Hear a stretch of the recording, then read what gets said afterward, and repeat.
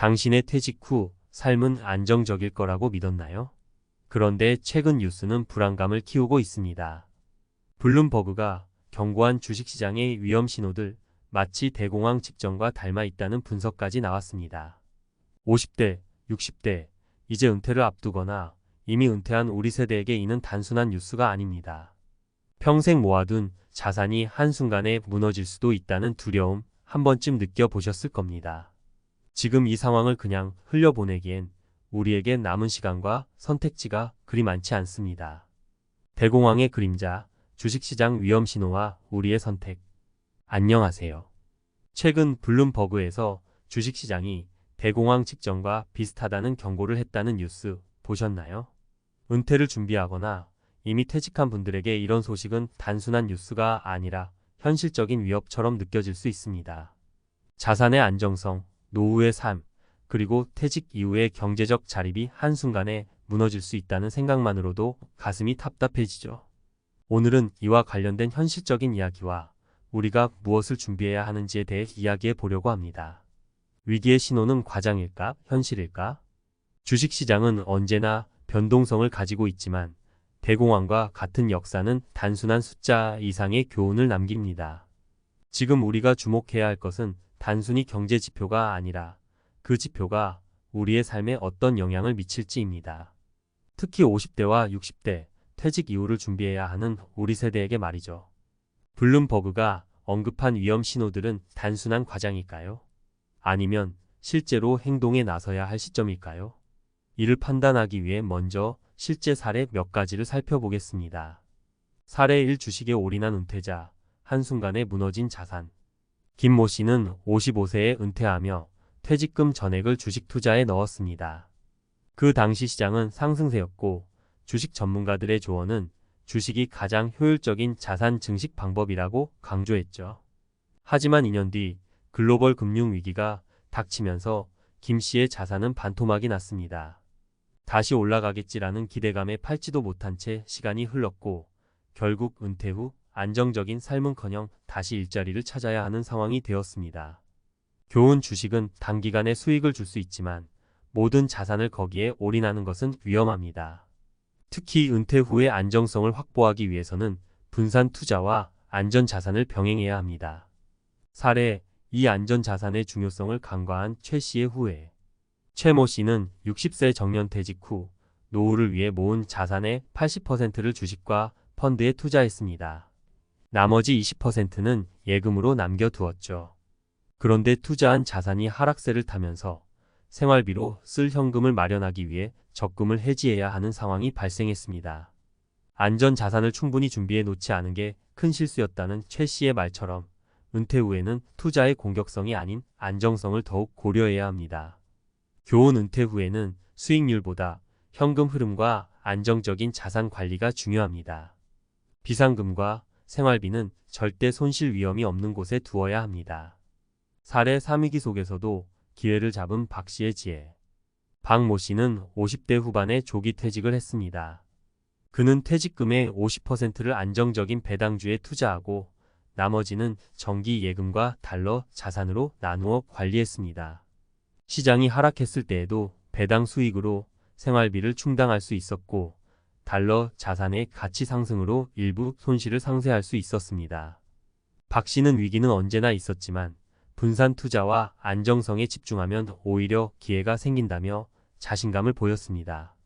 교훈: 위험 자산과 안전 자산의 균형을 맞추고 다양한 통화를 활용한 분산 투자는 변동성이 큰 시장에서도 안정을 유지하는 데 효과적입니다.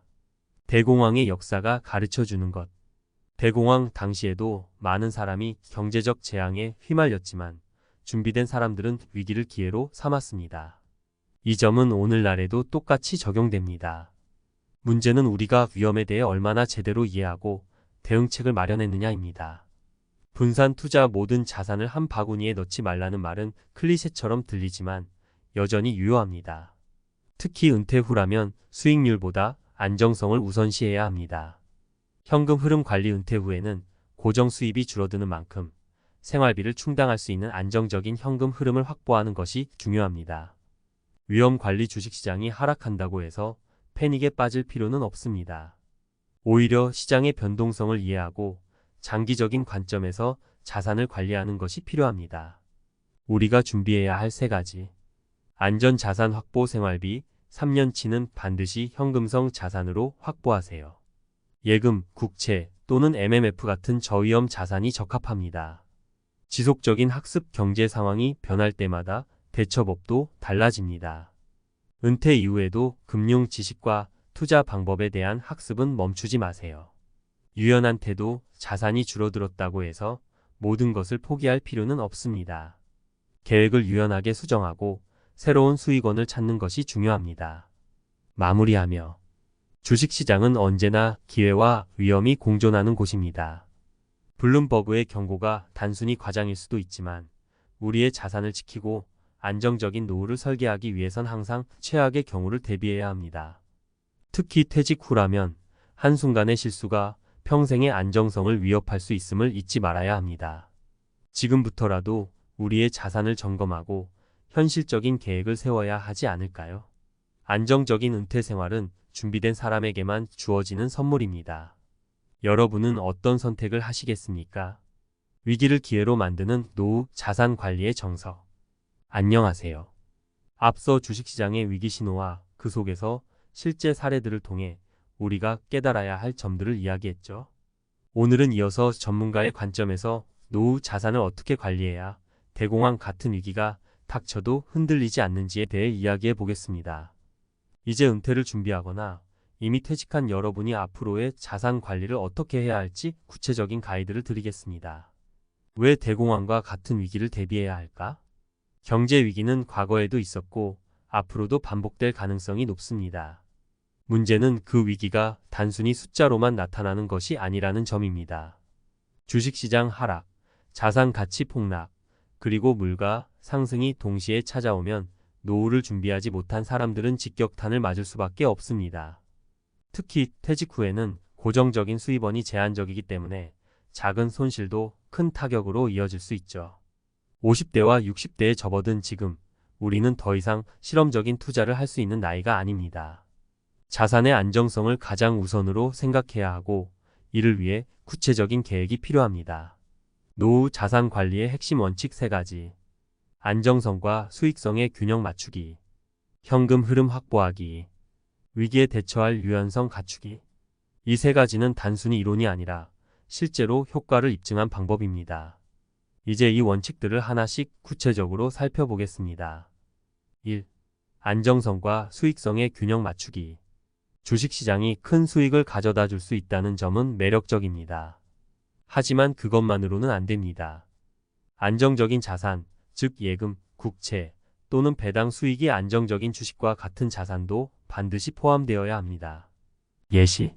한 60대 부부는 퇴직 후 모든 자산을 펀드에 투자했다가 큰 손실을 입었습니다.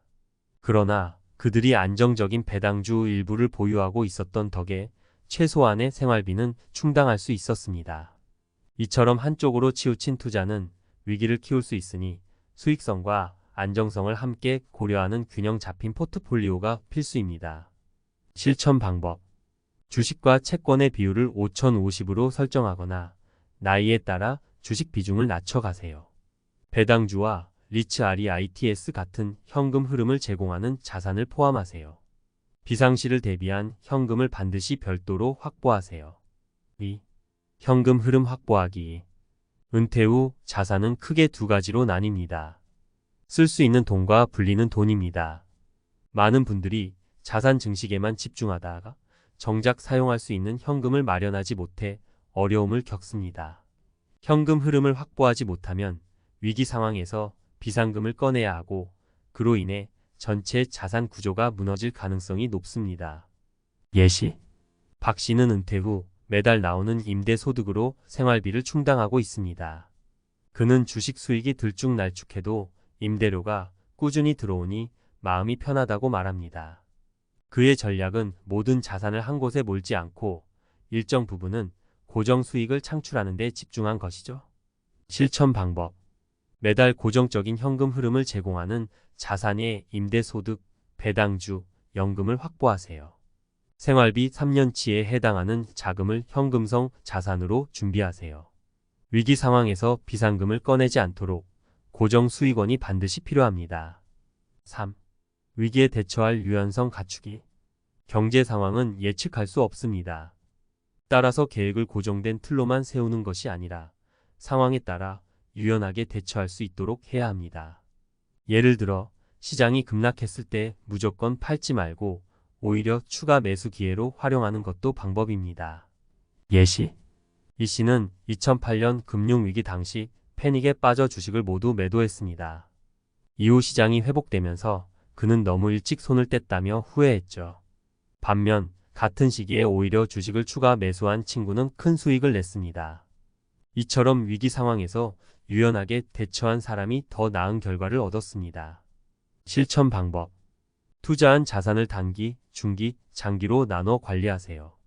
위기 상황에서도 매도 결정을 서두르지 말고 전문가와 상담 후 결정하세요. 경제 상황에 따라 자산 구조를 주기적으로 점검하세요. 노후 자산 관리의 추가 팁. 해외 자산 분산 투자. 한국 시장뿐 아니라 달러와 같은 안정적인 통화나 해외 ETF 등 글로벌 자산에 분산 투자하세요. 생활비 절감 위기가 닥쳤을 때 고정 비용을 줄이는 것도 중요합니다. 은퇴 후에는 단순하고 소박한 생활이 자산 관리를 돕습니다. 지속적인 학습. 경제 상황은 빠르게 변합니다. 최신 금융 정보와 자산 관리 기법을 꾸준히 배워야 합니다. 전문가의 조언. 경제 위기는 피할 수 없는 현실입니다. 하지만 위기를 어떻게 대비하고 관리하느냐에 따라 결과는 완전히 달라질 수 있습니다. 퇴직 후에도 안정적인 삶을 원한다면 오늘부터라도 자산을 점검하고 안전한 노후를 설계해야 합니다. 안정은 준비된 사람에게만 찾아옵니다. 여러분의 노후 자산 지금 점검해 보세요.